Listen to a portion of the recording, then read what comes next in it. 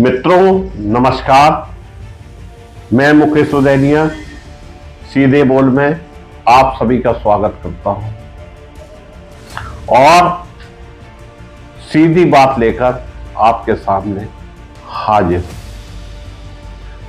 मेरी सीधी बात है, एसबीआई में जो चुनावी बॉन्ड हैं उसको लेकर जो लीपापोती की जा रही है उसमें अवमानना याचिका दाखिल कर दी गई है। देखो आगे क्या होता है। किसी ने सही कहा है कि सुमरत को नहीं दोस्त उसाए। इस समय सत्ता में मौजूद भाजपा जो चाह रही है वो हो रहा है। यही वजह है कि एसबीआई को जो समय दिया गया था उसके बावजूद भी उन्होंने चुनाव आयोग को चुनावी बॉन्ड की पूरी सूचना देना उचित नहीं समझा। जब सैया भय गोतवाल तो डर गाएगा, जब सब अपने ही हैं तो डरना क्या है। इलेक्टोरल बॉन्ड के मामले में एसबीआई के खिलाफ अवमानना याचिका दाखिल की गई।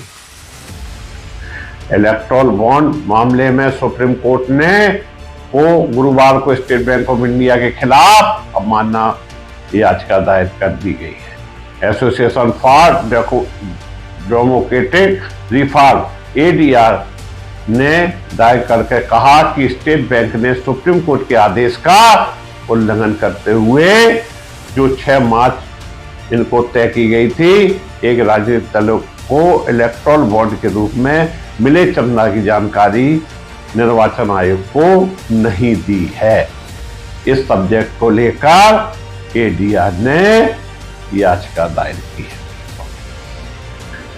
वकील प्रशांत भूषण ने चीफ जस्टिस डीवाई चंद्रचूड़ की अध्यक्षता वाली बेंच के समक्ष याचिका दायर का अवमानना याचिका पर जल्द सुनवाई की मांग भी की है, जिसके बाद कोर्ट ने ईमेल दाखिल कर याचिका का नंबर उल्लेख करने का निर्देश दिया। एडीआर में अपनी याचिका में कहा कि स्टेट बैंक ने न सिर्फ सुप्रीम कोर्ट के आदेश का जानबूझकर उल्लंघन किया है बल्कि उसने नागरिकों के सूचने के अधिकार का भी उल्लंघन किया है। स्टेट बैंक ऑफ इंडिया ने भी सुप्रीम कोर्ट की याचिका सभी पार्टियों को इलेक्टोरल बॉन्ड के रूप में मिले चंदे की जानकारी देने की समय सीमा 30 जून तक बढ़ाने की मांग की है। इतना लंबा समय इसलिए लिया जा रहा है कि लोकसभा चुनाव हो जाए और इन फाइलों को गुमनामी के पन्नों में रख दिया जाए। स्टेट बैंक ने कहा कि 6 मार्च तक इलेक्टोरल बॉन्ड